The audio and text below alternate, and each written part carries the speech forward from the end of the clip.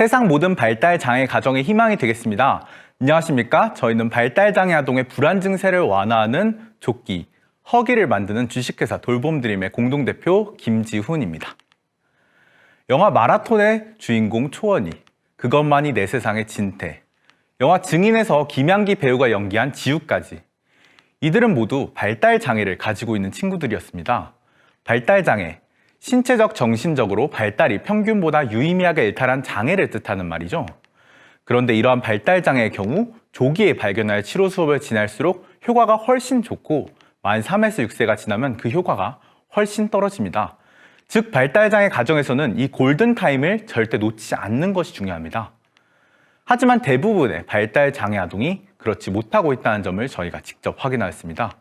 대부분의 발달 장애 아동이 공립치료교육기관에서 치료를 받기 위해 최소 2에서 3년의 기간을 기다려야 합니다. 이 치료 대기간 때문에 앞서 말씀드린 효과적인 치료 시기를 놓치게 되는 것입니다. 더불어 이는 우리나라에만 해당하는 문제가 아니라 전 세계적으로도 최소 2에서 3년의 기간을 기다려야 합니다. 그렇다면 이렇게 치료 대기간이 존재하는 이유를 알아보니 발달장애 아동의 집중력이 부족하기 때문이었는데요. 발달장애 아동은 때때로 불안 증세를 느껴서 일상생활에서의 안정감이 떨어집니다. 그렇기 때문에 한 명의 치료교사가 한 명의 발달장애 아동을 관리해야 되고 이것이 치료 대기간의 주된 원인이었던 것입니다. 그래서 저희는 발달장애 아동의 집중력을 향상시킬 수 있는 방법이 어떤 것인지 다양한 연구를 조사해 보았습니다. 그중 저희가 주목한 것은 바로 딥터치 프레셔입니다. 발달장애 아동의 상체를 압박하면 부교감 신경을 자극할 안정감을 주는 효과로 쉽게 말해 발달장애 아동이 안아준다는 느낌을 받는 것인데요. 이 효과로 실제 발달장애 아동의 83%의 앉아있을 때 행동이 개선되었다는 연구 결과도 있습니다. 이 딥터치 프레셔 효과를 활용하여 실제 현재 작업치료사들이 치료교육에 중량조끼를 사용하고 있는데요. 중량조끼의 경우에는 앞서 말씀드린 딥터치 프레셔 효과를 활용하여 만든 조끼입니다. 하지만 단순히 무겁기만 한 납으로 구성된 조끼이고 또 자라는 아동의 골격에 무리를 줄 수 있어서 오래 착용시키지 못하고 있습니다.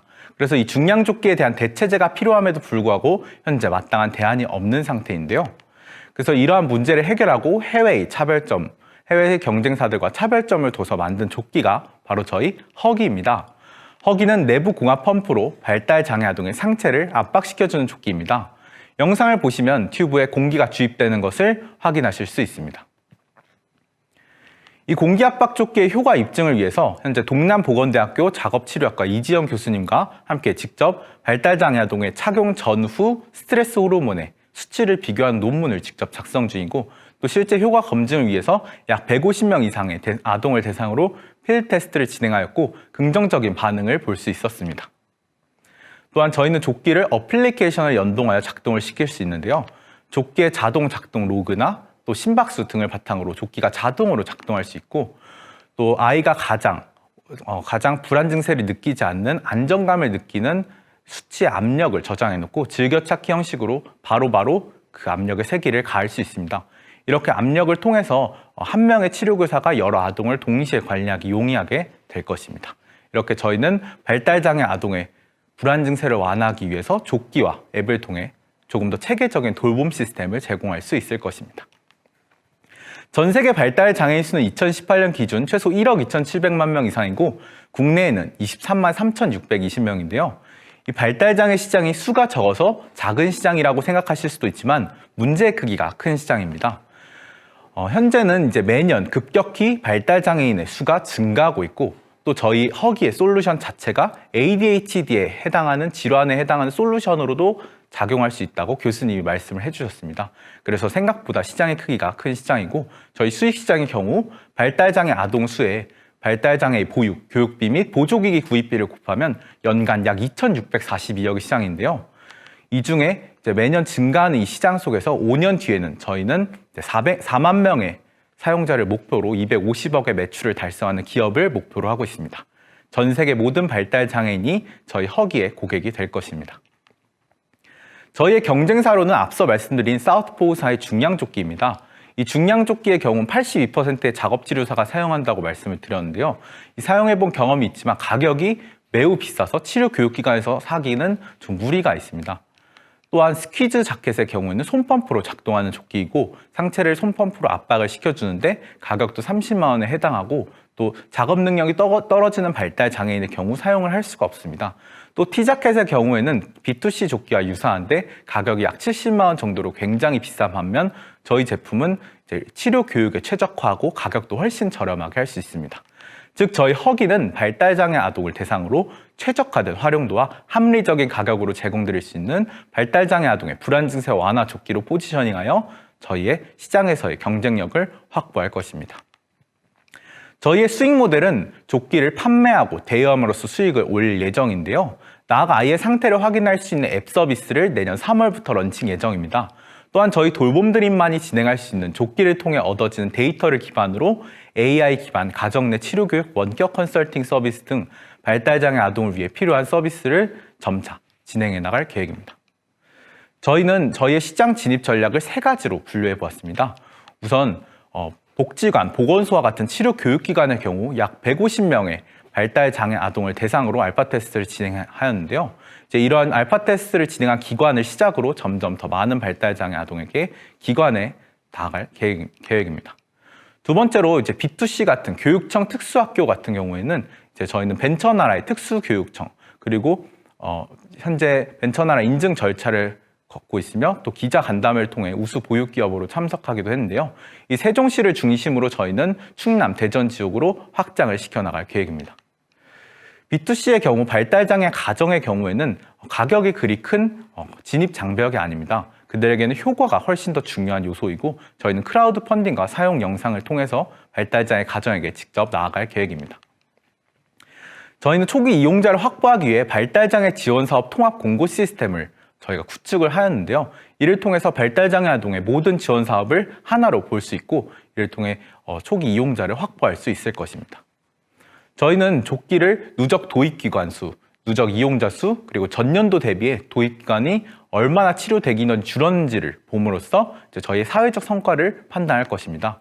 또한 누적 방문자 수와 누적 게시판 조회수로 저희의 발달장애 통합 공고 시스템의 사회적 성과를 판단할 계획입니다. 또한 현재 저희는 치료 대기간이라는 사회적 문제를 해결하기 위해 여러 치료 교육관과 협업하고 MOU를 체결하였고 현재 많은 발달장애 가정에서도 긍정적인 반응을 보여주시고 계십니다. 실제 SK행복문화재단에서 기부 프로젝트 협약을 체결하였고 또 대전 창조경제혁신센터의 기관 추천을 받아서 벤처나라에 등록을 추진 중입니다. 또 이외에도 여러 치료 교육기관에서도 긍정적인 반응을 보이고 계십니다. 그래서 저희는 현재 2021년에 약 3,000명의 사용자를 바탕으로 2020년에는 매출 27억 그리고 2023년에는 매출 264억을 달성하는 기업을 목표로 하고 있습니다. 저희의 향후 목표를 말씀드리면 우선 올해에는 B2B 제품 개발을 통해서 발달장애 치료 교육기관을 대상으로 하는 사업을 진행할 계획입니다. 이후에는 이렇게 B2B 기관을 통해서 확보한 인지도와 신뢰도를 바탕으로 발달장애 가정에게 직접 나아갈 계획입니다. 또한 글로벌 진출을 통해서 조금 더 훨씬 더 많은 시장을 확장해 나갈 계획인데요. 올해 11월까지는 시제품을 출시해서 이제 필드 테스트를 진행하고 가장 시장에서 요구하는 최종적인 제품을 개발할 계획입니다. 저희 돌봄드림이 해결하고자 하는 문제는 국내에만 해당하는 문제가 아니라 전 세계적으로도 해당하는 문제인데요. 캐나다 북미를 시작으로 저희는 사업을 확장해 나갈 계획입니다. 캐나다 북미를 중심으로 시작하는 이유는 우선 국내의 경우에는 발달장애 아동의 지원 사업이 복지 예산은 잘 편성이 되어 있지 않지만 전 세계적으로 가장 치료 교육의 인프라가 잘 구축되어 있는 국가입니다. 그래서 이를 중심으로 시작을 해서 저희가 기존의 창립 member였던 팀원이 이제 캐나다에 지금 있어서 데스크탑 리서치와 전문가 인터뷰를 진행을 하고 있습니다. 또 10명의 인터뷰를 대상으로 인터뷰를 진행할 계획이고 이제 북미 발달장애 교육 산업 종사자를 대상으로 이제 관련된 인터뷰를 해서 시장 조사를 진행할 계획입니다. 저희는 올해 약 5억 정도의 예산이 소요되고 그리고 이 중에서 3억 정도의 예산을 이미 확보한 상태입니다. 이제 추가적인 예산을 확보하기 위해 최소 1억 이상의 투자를 유치하고 또 팁 사업에 지원할 계획입니다. 저희 돌봄드림을 이끌어 나가는 공동대표로서 저 김지우는 카이스트 기술경영학과 창업융합 전문석사를 졸업하였고 과거 스타트업 대표 경험이 큰 힘이 되어 사업을 진행하고 있습니다.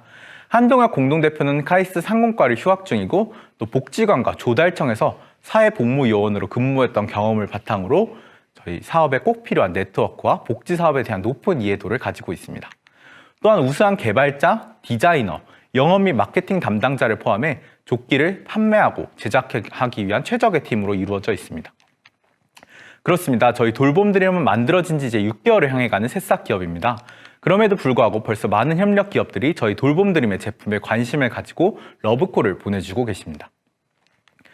저희 돌봄드림은 대한민국을 대표하는 소셜벤처 유니콘 기업을 목표로 발달장애 아동과 부모들을 돌보고 나아가 작은 꿈을 드리고 싶습니다. 돌봄드림, 저희가 끝까지 꾸준하게 함께하겠습니다. 지금까지 돌봄드림의 공동대표 김지훈이었습니다. 감사합니다.